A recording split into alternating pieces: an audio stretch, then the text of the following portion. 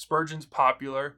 I don't think everyone knows why, and we can learn some great things and some great lessons from him, and I hope that this would whet the appetite for some of you. Hey guys, Joe here, back to the Word today with an exciting video, learning from Spurgeon. What can we learn from Charles Haddon Spurgeon? I want to feature mostly this book, Spurgeon the Pastor, Recovering a Biblical and Theological Vision for Ministry. I read this book just after it came out in August. I read it in September. I've been spending some time with it for about a month now after completing it, and I wanted to share some of its lessons with all of you. But also I wanted to do a video to just kind of educate people on why we talk about Spurgeon. Why do pastors quote Spurgeon so much? Why is he liked, and what can we learn from his life, ministry, and legacy? So first up, this video is for people who just want to learn, for those who are curious. And so I would say if you want a starting place for Spurgeon and you just want to learn why is he important to the church, why is my pastor quoting him all the time, I would say this is a great book for pastors and leaders to figure out why Spurgeon is important. But you might want to pick up this one right here. This is a biography by Dallimore. It's published by Banner of Truth. I read this as a seminary student with Southeastern Baptist Theological Seminary for my Baptist history class. Super well done. This is, not a long read, 200 and some page read. 240 or so page read. Great biography, really good about Spurgeon's life. There's some others out there as well. This video is also for the pastor who might be thinking about getting this book and is just curious and wants to see, because I'm going to start going through this book in a few moments and cover some of the gold in here and potentially encourage those of you who want to read it to pick up this book. Geoffrey Ghang did an amazing job, and I am going to draw from this well for years to come. Good stuff in here. First, to start out, I think what I want to do, beyond just who this video is for, is move into why is learning from Spurgeon somewhat important. And so Geoffrey Ghang right here, he starts out talking about Ian Murray's book, The Forgotten Spurgeon. Spurgeon is well known for his preaching, his one-liners. He's loved by youth pastors. Spurgeon is loved by so many people. And the reason for that is because of his lifetime and when he lived. It was a time of revival, of preaching the gospel. He was a pastor who got saved at a young age, and then was preaching at like the age of 16 at a church, and then after a few years got asked and called to another church, and then he took that church, which would become the Metropolitan Tabernacle, from about 50 to 100 people to well over 5,000, or just over 5,000 in its biggest moment. I mean, he had at most of the time at the Metropolitan Tabernacle like 30 elders with him that were leading the church. And so there's lots of aspects of Spurgeon's ministry that are important to people, and they see he's Calvinistic enough to be friendly to the Reformed people. He's also evangelistic enough to be more loved by those who are on the opposite side of the Calvinistic spectrum and are more just in the way that they want the gospel to go forth and some of those things. He's also more congregationalist, so like Baptistic in baptism, so people who have that type of polity love him. He also loved the Puritans, and so there's a whole group of people in the Reformed community and others that love him for that reason.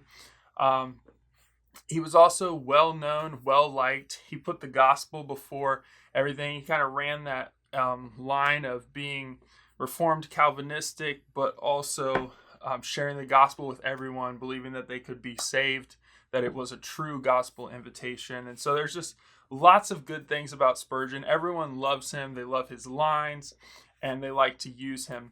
But what's interesting about Spurgeon is we hear a lot about his preaching, and Geoffrey Ghang wanted to do a book on his pastoral ministry and how he structured the church. So starting at the very beginning, he says, this Drawing on primary sources like The Sword and the Trowel, his sermons, church minutes, and more, this book will seek to bring out this overlooked theme of Spurgeon's life.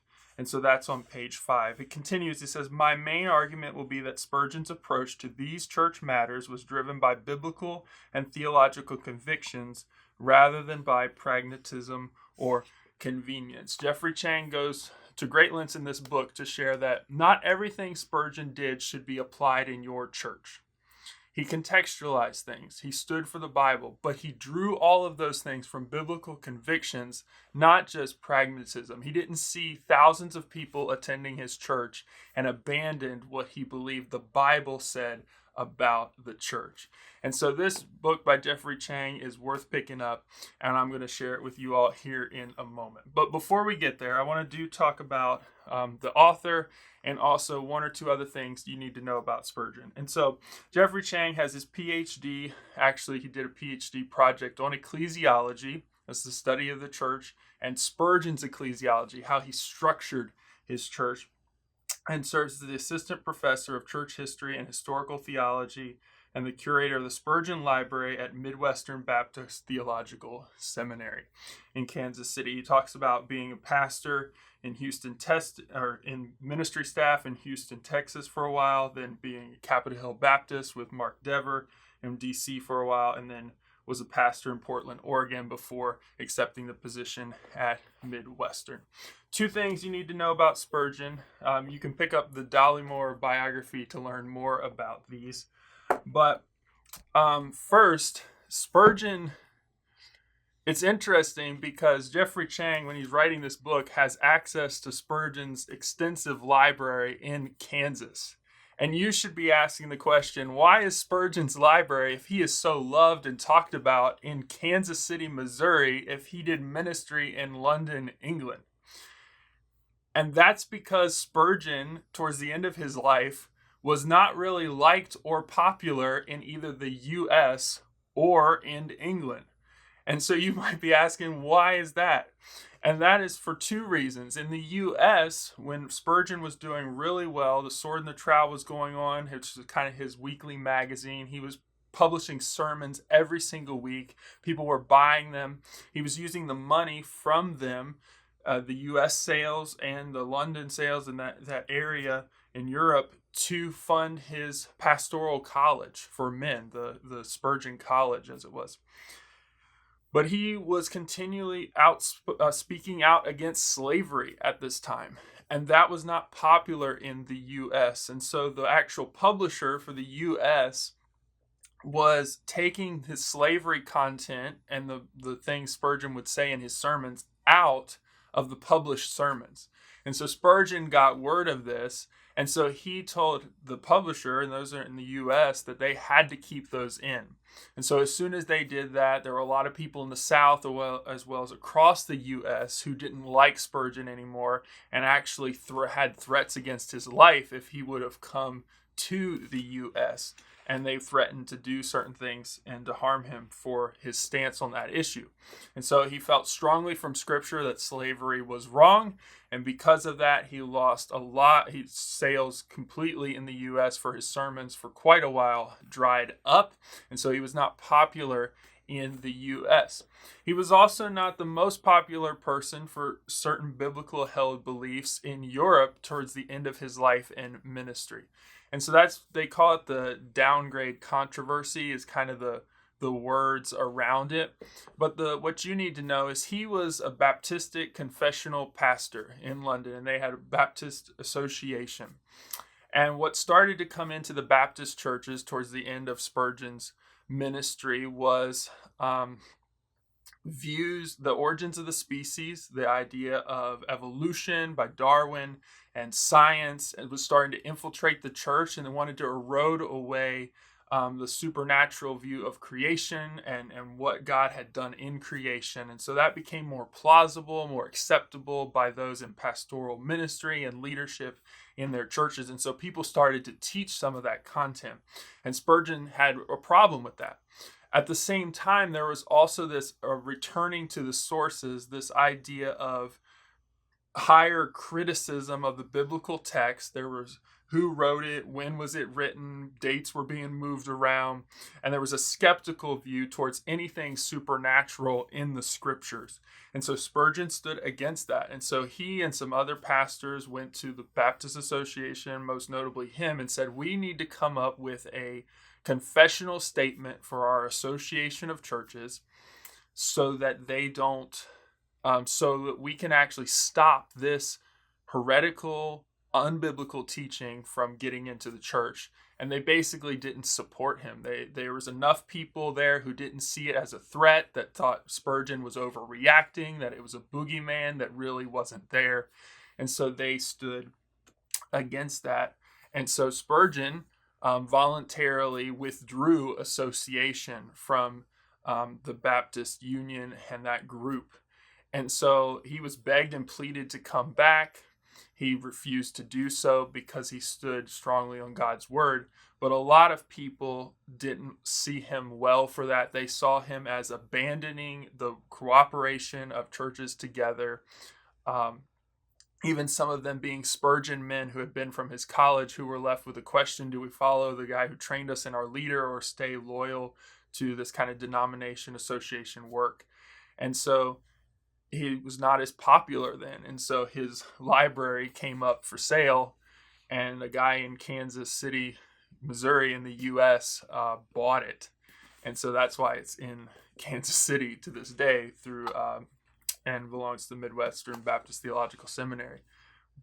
But there was a return to Spurgeon for some of the things he preached and taught. And so that's what kind of Geoffrey Ghang is talking about here, is why is he so liked? What can we learn about his pastoral ministry? As we hop into here, you'll hear two words kind of come across every now and then. Ecclesiology. It's a fancy theological term. Ecclesiology is really the study of, the ology of ecclesia, the gathering. It's the Greek word for gathering, the assembly of the church. So the church-wise. And you're also going to hear some in this book, not extensively, but about polity. So we have this study of the church and its gathering, but then also the structuring of its leadership. You'll hear some about Spurgeon's polity in this book, how he structured his elders, his deacons, the church to do ministry as well, and those sorts of things. So hopping into the book, I want to hit some of the highlights and share it with you. And my encouragement for doing that is because I know Spurgeon's popular. I don't think everyone knows why, and we can learn some great things and some great lessons from him. And I hope that this would whet the appetite for some of you to go ahead and pick up this book or any of the other Spurgeon works that I'm going to talk about throughout this book. So he talks about, at the very beginning, about the approach to showing that his biblical and theological convictions drove his ministry and ecclesiology rather than pragmatism, what just works, or even convenience, what was easy for him. So why listen to Spurgeon? He says this on page 5. Spurgeon pastored amid an active ministry. Things were hopping. Things were super busy. It's going to say later in this book, Spurgeon would teach and preach at least 4 times a week. And so he would preach Sunday morning, and they busting the doors out, hardly get everyone in. Sunday night, it was another meeting. And then there was a Tuesday night meeting, or Wednesday night. There was a midweek meeting, and then Thursday night. And so that kind of allowed multiple things to happen. They could do communion on Sunday mornings and Sunday nights sometimes to accommodate people who couldn't make one or the other. There was a Tuesday midweek meeting, or Wednesday, I forget which one it was. And then I know specifically there was a Thursday night meeting, and that was the one that really kind of helped Spurgeon become really popular among pastors and theologians and others in the city, because they could come hear him preach on Thursdays, even when they were ministering to their own churches on Sundays or midweek services. So this is Spurgeon pastored amid an active ministry. It says he would regularly preach even up to 8 times a week, 3 sermons on Sunday and 5 nights a week at different points in his ministry. It says the second reason we need to listen to him is Spurgeon pastored amid a revival. There were lots of people coming to the Lord. Spurgeon was a man who cared about people finding the hope of Jesus Christ, embracing the gospel, being saved. He was very evangelistic, and there was lots of revival going on during his day.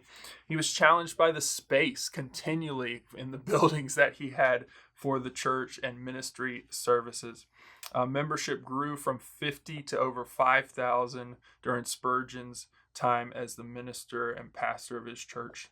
Also, number 3 reason to listen to Spurgeon. Spurgeon pastored amid numerous societal and theological challenges. Talks about Darwinism, slavery, cholera, international wars, temperance movement, suffrage. Spurgeon had plenty to distract him from his pastoral ministry, but he kept the Bible first and forward and the gospel. And so he talks about a word of caution. This book is not about teaching techniques for how to do church, just like Spurgeon did on page 8. He says, my argument is that Spurgeon pastored out of biblical and theological convictions. So the best way to think about this book is as a conversation partner to help you consider what faithfulness in ministry looks like. He talks about here that if you try to apply everything he did, you might blow your church up. But you need this conversation partner, and Spurgeon is a great one. So he talks about the layout of the book. The major chapters, I'll go ahead and say here, we're going to talk about the fact that he's going to go through preaching, he's going to go through gatherings, he's going to go through what the baptism in the Lord's Supper, the sacraments, regenerate church membership, meaningful church membership, elders and deacons, congregationalism, the ministry of the church, and pastoral training and church planting, and the faithful pastor and his church. So 10 chapters. This is a great, excellent book. The footnotes are amazing. This reeks, for those in academic study or seminary or pastors, you will know this, of being this is his PhD work in book form for current readers.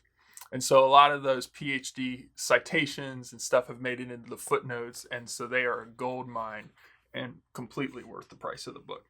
So he goes to write the Thermopylae of the church preaching.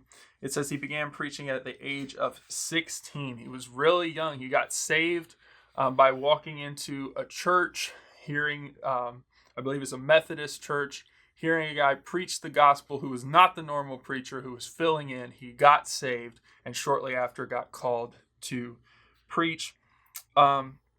Spurgeon's mission in life was to preach. It says Spurgeon believed that God builds his church through his word. Therefore, preaching is at the heart of pastoral ministry, and that's on page 12. And so there's just, Spurgeon never got over the fact that he was converted under the preaching of the word. There's so many things I have underlined in this book. I can't even leaf through it and figure it all out. But I'm going to hit the highlights for you guys. It says this on page 18. It says Spurgeon never got over the weighty and awesome responsibility of preaching. He says this is when we preach and think nothing of it, the people think nothing of it, and God does nothing by it. Wow, that's super convicting. He says when we preach and think nothing of it, the people think nothing of it, and God does nothing by it. He says we need to move into the pulpit as pastors and preachers who see the word of God preached as the power of God to his people. We need to pray for God to move and do only what he can through it. So there's just gold here. I'm skipping over a lot of things. And talks about he did have a sermon preparation process. Spurgeon is kind of famous for having prep for sermons late on Saturday evenings, and he goes, the Geoffrey Ghang goes through that here. But he did have a way of speaking and preparing for his sermons that he details here. He also talks about some of his extemporaneous preaching and how he would do some of those things. He believed he should preach mostly expositional sermons. And so there's a section on that and what he means by that. And he continues through. The call of a pastor theologian then is to explore the depths of the gospel and to bring the deep things of God for the joy of his people on page 31. So much good in there. A lot of us have known about his preaching. If you want to know more about Spurgeon's preaching, you should pick up a version of this book right here. So this is C.H. Spurgeon's Lectures to My Students. There are multiple publishers that have different copies. So this is the Banner of Truth version. Really love this one. Excited. I have not made it through the whole thing, but I am going to in the future. There's also a version, Lectures to My Students, by Hendrickson Publishers that's really good. There's another version by Zondervan that's a little bit cheaper, paperback, but it is still pretty quality. So any copy of that, if you want to know more about his preaching, but also about his pastoral training college that we'll get to here in a moment. So moving on, it starts the very gate of heaven church gatherings. It talks about how important the church gathering was to Spurgeon in this book. It talks about how he had a simple liturgy. That's just a word that means the order of service. There were basically three elements: prayer, singing, and preaching. And he would vary the order of those for various reasons, so that he would consistently change the order. Didn't always have to be in the same order. And so they also talk about, sometimes you'll read in this book and others, that he was known for doing kind of almost two sermons. One sermon as he read the text and was explaining it kind of as he went, and then his exposition or preaching on the text kind of after that. So you'll see a little bit of that in here as well. He talks about how important the church gathering was for people, that is not optional, that we should be gathering together. It talks about the Metrican and Polity Tabernacles prayer meeting. It was considered required for members and certain people to be there, and so that was a big thing. There's a book by Spurgeon. I have it on the shelves back here. Only a Prayer Meeting, and very good about what he tried to do with those prayer meetings. Very good. Talks about pastors, the service leader. Just really good conversation partner things here about the gathering and about training your people to have a theological vision for the church gathering and to keep its service simple and prioritize the church's gathering over things that would compete with it. And he talks about tokens of unity in chapter 3, the baptism and the Lord's Supper. It talks about him growing up. Initially, he was baptized as an infant by his grandfather, but as a child, Spurgeon often puzzled over this practice. And 14, he had repentance of faith, and he became convinced of the Baptist position. So just he goes through some of those things. He says, in this chapter, we will explore Spurgeon's theology and practice of the ordinances. The things that stood out for me is Spurgeon did not take baptism lightly. It was something serious, and so you can read about the process in this book and how they would go about baptizing people based on maturity and the gospel and multiple meetings to make sure they were truly converted and regenerate and born again.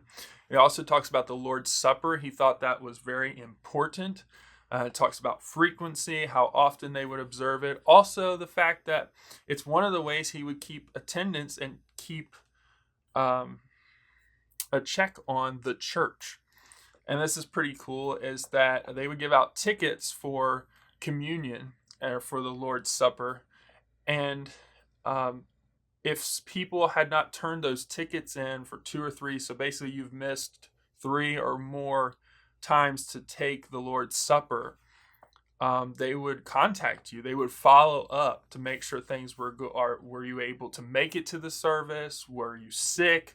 Was there something going on in your family that was preventing you to come? Had you moved and not told them? So they kept care of their members, and that's one of the ways they would use the deacons and the elders, which is pretty cool to read about. There's also, ideas there of what he actually saw it as a memorial and how he treated the theology of the Lord's Supper. So all good stuff there. He talks about chapter 4, hedging and fencing regenerate church membership. He wanted people to be regenerate. He wanted people to have a relationship with Jesus. He saw church and membership as both a duty and an honor. So he held people to high standards. Spurgeon's confidence in God's sovereign grace was strengthened by his membership in the church. Spurgeon would always remain rooted in the membership and accountability of a local church on page 101. So he defines a local church. Simply put, a local church is a congregation of born-again men and women who gather under the preaching of the word and observe Christ's ordinances, according to Spurgeon on page 103. So he goes through how important it is. He also talks about this. This section is worth the price of the book as well. Just going to be honest. Section page 106 to 110 gives common objections to people not joining the membership of the church. And it gives Spurgeon's response to them. So this isn't the author of this book trying to write a response for Spurgeon and piece it together. These are actually Spurgeon's responses to these types of questions. So the types of questions would be, I can be a Christian without being a church member. And Spurgeon's response to that, it says, if I were to join the church, I should feel it such a bond, means a heavy commitment upon me. And so Spurgeon responds to that. It says, if I were to join the church, I am afraid that I should not be able to hold on, to continue to keep up this commitment. And so Spurgeon talks about that. I cannot join the church. It is so imperfect. I see so much that is wrong about Christians. And they have Spurgeon's response. But there are a rare lot of hypocrites in the church. There's a lot of hypocrites there. I mean, we've all heard that rebuttal. And then Spurgeon basically says, you ought to come and join the church to add to its soundness by your own. And so he's got this kind of tongue-in-cheek thing, but it's really good. He gives a response. I do not think that I can join the church. You see, it is so looked down upon. And so he responds to all of those types of issues, ultimately saying church membership is not optional because the church is not optional for the Christian. We are told, instructed by Christ to gather together, to be committed to the body. Church membership is not optional because being in a church is not optional. And that's page 110. So continuing on, we get to watching over the church, meaningful church membership. This talks about their care of the body of the church. It talks about having a real church. This is the idea of actually having a church that's seen. Church in his day were quite happy to report inflated statistics, but Spurgeon believed that such practices compromised the truthfulness of the church, making it a church in name only. So that's on page 128. He actually wanted to see the visible church. He said, I want my membership and what I report my numbers to be to actually reflect who is in my church and who's attending. Lots of good stuff in this passage about member care. Think about Richard Baxter, the Reformed pastor type of things, visitations, checking up on people, seeing how they're doing. Then you move into the church valiant sons, elders, and deacons. I already told you he had about 30 some elders at different points. Most of the ministry at the tabernacle. Deacons did ministry as well. There was lots of fun stuff to find in that category. So just structuring how he did the polity structure, the leadership of the church, how they voted on different things. Moves into congregationalism. So this gets to the fact of church meetings and church business.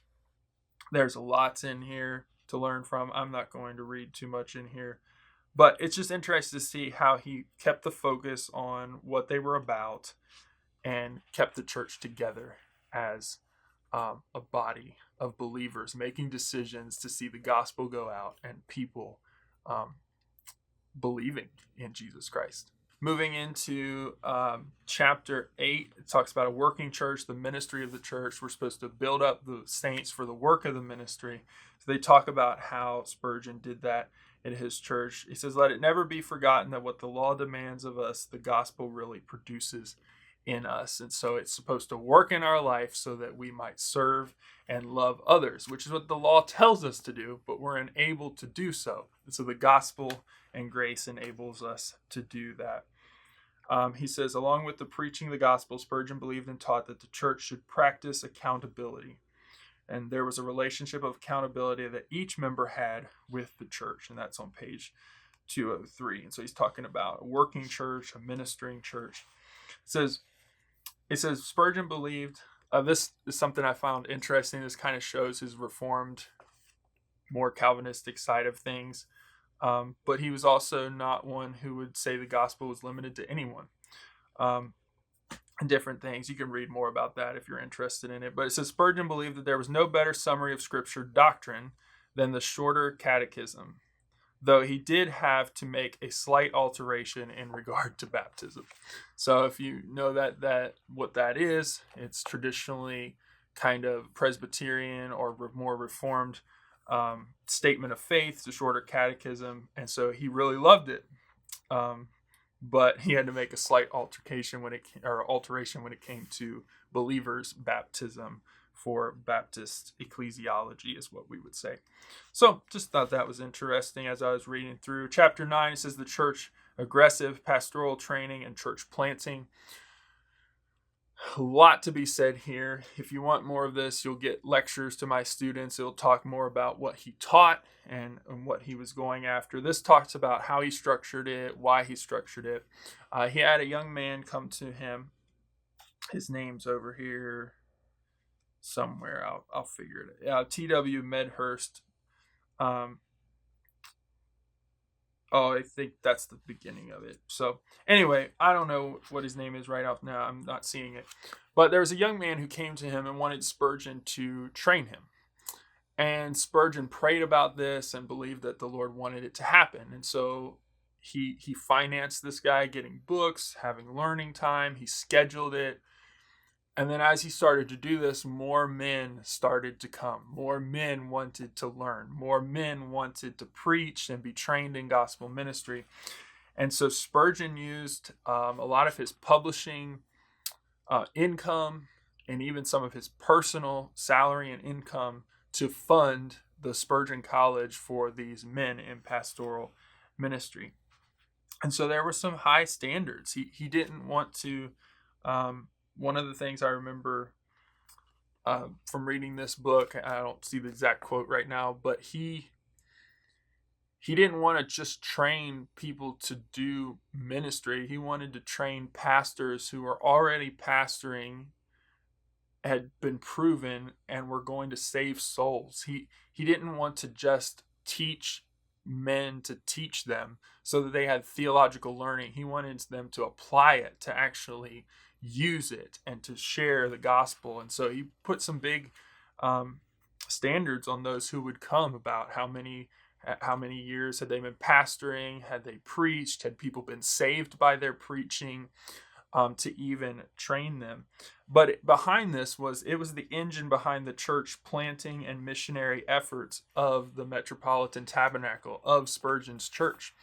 And so you think about, by the time he got to the end of his life, which he struggled, and you'll find this in reading about him, with depression. He struggled with medical issues, gout, and other things throughout most of his ministry. One thing we should not do, that we should learn from Spurgeon and not do, is that he did not take care of himself. He worked really long hours. He exhausted himself, and he taxed his body, but towards the end of his ministry, and he passed away younger than he should have because of those things, there was a large percentage of pastors and ministry men throughout the whole country who were Spurgeon men, so to say.